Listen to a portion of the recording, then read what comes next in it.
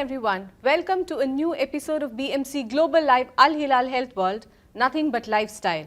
I'm Anupama Menon. In this talk show Health World, we have expert doctors from various fields providing valuable information to assist you all on your journey towards good health. A lot of kids in today's time grapple with the problem of asthma. As we all know, asthma leads to breathing difficulties, and this in turn can negatively impact the quality of life of a child. I'm sure all of you would like to know more about this problem. To discuss the problem of childhood asthma in detail, today we have with us Dr. Ruby Muneer, specialist pediatrician from Al-HILAL Hospital, Muharraq. Dr. Ruby has an experience of over 5 years in the field of pediatrics. So let's go over to her and know more about childhood asthma. Good evening, doctor. How are you doing today? Yes, fine. Welcome to the show. Thank you. So doctor, before we begin, we have all heard about asthma and we normally associate it with breathlessness. So how would you define asthma in medical terms? Asthma is actually, it is airway hyperresponsiveness, or we call it as hyperactive airway disease. It is inflammation of the airways and the lungs when the patient is exposed to certain allergens, indoor allergens, outdoor allergens. It can be viral infections, it can be pollens, spores. So when the patient is exposed to these allergens, there is airway hyperactivity or airway hyperresponsiveness to certain allergens. So this is how we define asthma. And is childhood asthma different from the asthma that adults experience? Is there any difference? Childhood asthma is same as adult asthma, but the children, because of the anatomy of their airways and lungs, structure of their lungs, compliance of the lungs, it's different. So we can say that it's children have to respond in a different way as the adult do. So it is one of the most leading cause of admissions in emergency departments, missing from school, limitations of daily activities, hospital admissions. So childhood asthma is one of the leading cause of emergencies in pediatric pediatric emergencies. It can be quite traumatizing for the child also to go through breathlessness. Yeah. And so what are the symptoms? Of course, we know wheezing or breathlessness is one of them. Are there any other symptoms to look out for? Yeah, the most important symptom is dry cough. Dry cough, it can be intermittent or it can be persistent dry cough. So because of this dry cough, the patient can have disturbed sleep or limitations of his or her daily activities. The second one is shortness of breath, and the third one is wheezing in the children. Wheeze, it can be expiratory wheeze. So while during these patient is having symptoms of dry cough, shortness of breath and wheezing, daytime activities, daily limitation of activities is one of the most frequent symptom you can say which is encountered in the children. And because of these this cough, sleep, shortness of breath, wheezing, the child can have this missing any days from the school. It can affect her patient's sleep, and because of these, it can affect the overall growth of the child also. Okay, so asthma is not just shortness of breath, it's also dry cough and wheezing as well. Dry cough is most important symptom, you can say. It can so be that's the first symptom to look out for. Dry cough, and the limitation of daytime activities is most frequently encountered in the children. Okay, so when is the right time to visit a doctor? When does a parent know that this is going out of hands and the child needs medical assistance? The child, as I have discussed already, if the patient is having dry cough and there is nocturnal exacerbation of dry cough, or there is early morning dry cough, or patient is having shortness of breath, wheezing, expiratory wheeze, or there are other symptoms like patient is having signs of respiratory distress. There are intercostal recessions, suprasternal recessions, there is flaring of ala nasi, all these symptoms. With the patient, you have to immediately visit the doctor. And the patient is cyanosed, he cannot even complete a sentence while he is breathing. So this is very important signs and symptoms to visit a doctor. So doctor, what are the common causes and triggers that we see? You mentioned it could be because of pollution in the air, or could it be because of any kind of food allergy? In your observation, what are the general causes and triggers for childhood asthma? Yeah, the most common causes are viral infections, RSV and rhinoviruses. The second important cause is it is also hereditary. If the mother and the father of the child is having history of asthma, then there are chances that child can develop this childhood asthma. There are certain allergens, it can be indoor or outdoor, aero allergens we can say. The indoor aero allergens are dust, mites, cockroaches, and outdoor aero allergens are spores, pollens. All these they can trigger asthma. Passive smoking and certain scented perfumes from the scent of the perfumes, hair dyes. So these are the allergens. When the patient is exposed to these allergens, he is having symptoms of the asthma. He's developing symptoms of asthma. So it could vary from child to child. Yeah, it may it not can be the vary. same cause for Yeah. every child.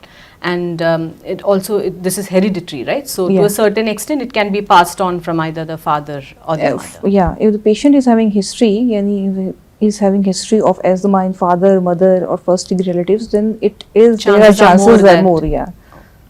And doctor, can you also throw some light on the diagnosis of asthma? How do you come to the conclusion that this is asthma, and how do you diagnose it? Any So- specific tests to be done for this? Yeah, for diagnosis of asthma, you have to take a focused history. You have to ask the patient what are the frequency of symptoms, how frequently the patient is having the daytime symptoms, how frequently he is having nighttime symptoms, or how frequently is affecting the child's daily physical activities. How frequently he is using the short-acting beta agonist. So, according to these symptoms, you can categorize asthma into mild, moderate, and persistent. Mild, moderate, and severe category. And secondly, you can do, if the child is greater than 6 years of age, you can do spirometry. It's measure how child forcefully can expirate. It's a device so that we can three measure it. balls in Yeah, it, yeah, it's a device. So okay. we can measure forced expiratory volume in 1 minute with the help of spirometry. Other, we can do bronchoprovocation test, exhale nitric oxide test. They are a little bit advanced tests. We can do chest X-ray. Chest X-ray can show hyperinflation of the chest wall. And other, we can do CBC. It can show raised eosinophilic count.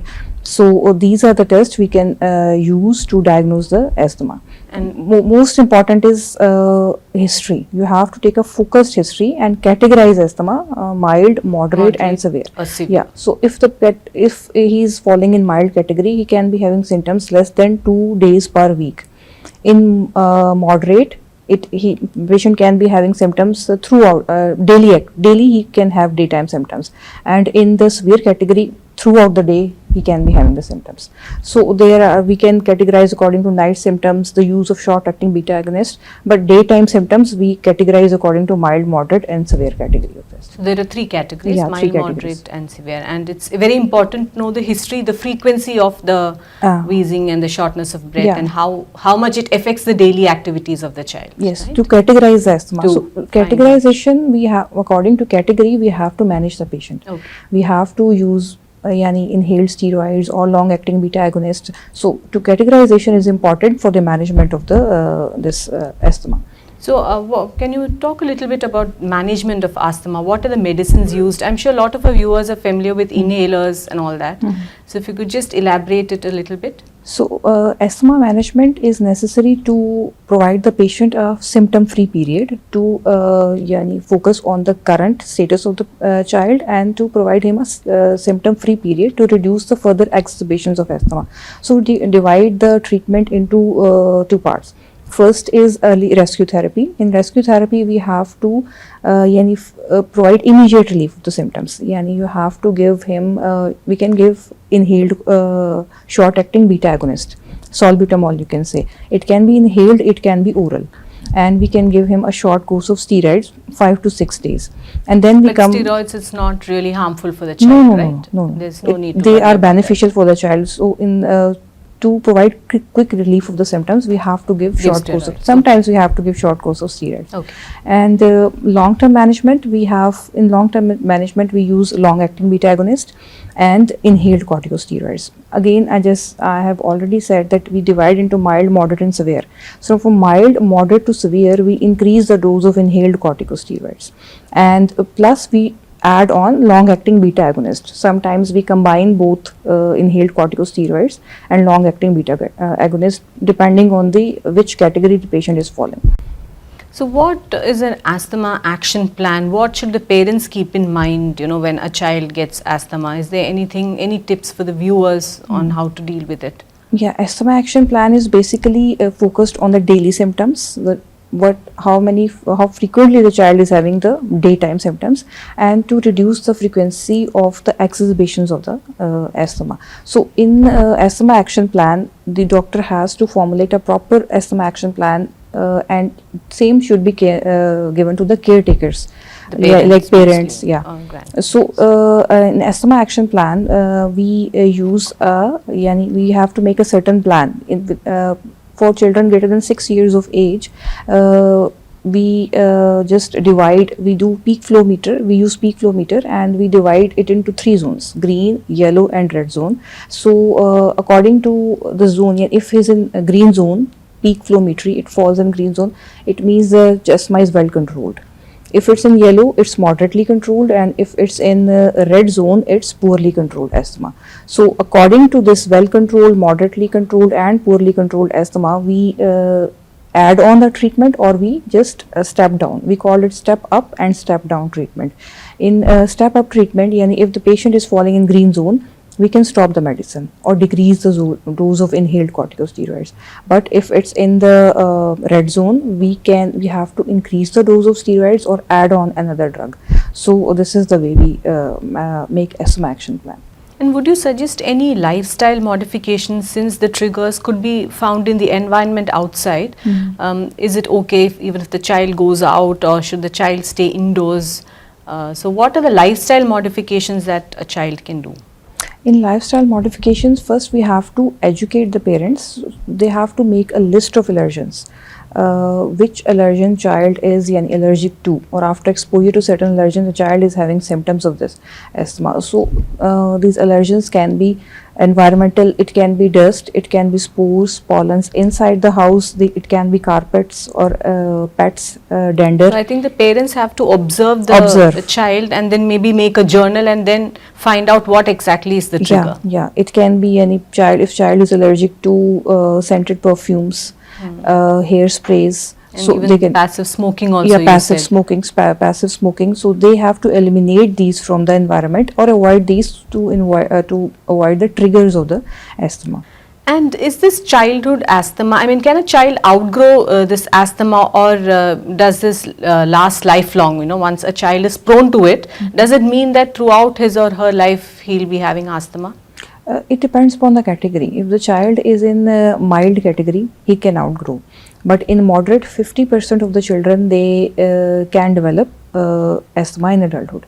And in severe asthma, the asthma persists in adulthood. And the 50% of patients that can outgrow in moderate category, they can develop asthma in the later age. So mild cases, there are high chances that they'll outgrow, and moderate, 50%? there are 50% chances. In severe cases, most likely it will be a lifelong thing to. So doctor, before we wrap up, any takeaway message for our viewers on how to manage childhood asthma?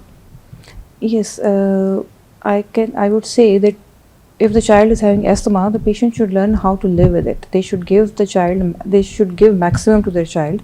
They can consult a doctor and take a proper management plan, so child can lead a can carry his daily activities and lead a healthy life.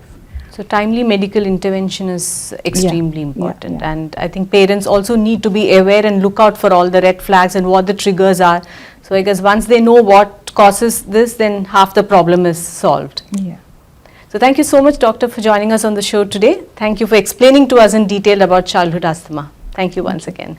So friends, I hope all of you found this episode very informative and very useful.